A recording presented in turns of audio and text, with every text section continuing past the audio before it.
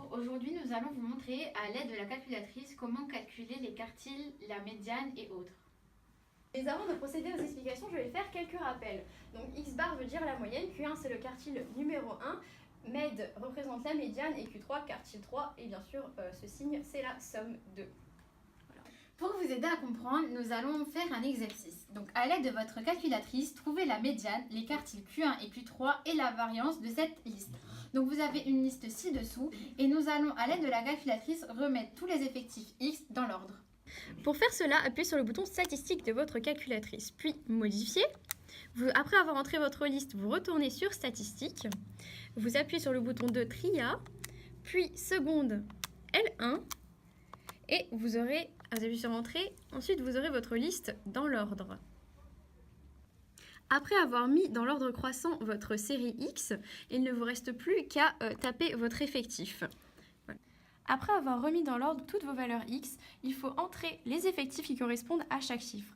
Puis vous retournez dans Statistiques, Calculer, Stat var 1. Ensuite, vous rentrez L1 et dans Liste de fréquences, vous mettez seconde L2. Vous appuyez sur Entrée, Calculer et vous avez tous vos résultats. Donc la moyenne, la minimum, le quartile 1, la médiane, le quartile 3 et le maximum. Précédemment, nous vous avons montré comment faire une étude statistique sur L1 et L2, c'est-à-dire des valeurs de X avec leurs effectifs. Maintenant, nous allons faire la même chose avec seulement L1 de la liste ci-dessous.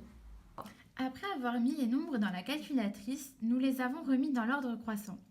Maintenant, nous allons procéder à l'étude statistique de cette liste. Pour cela, sur votre calculatrice, vous retournez dans Stats, Calculer, Stat 1 var, vous appuyez à chaque fois sur Entrée, Calculer, et vous allez voir que la moyenne a été calculée ainsi que les quartiles 1, quartile 3, la médiane, le minimum et le maximum. Ce tuto est à présent terminé. Maintenant, vous savez comment faire une étude statistique grâce à votre calculatrice. Au revoir!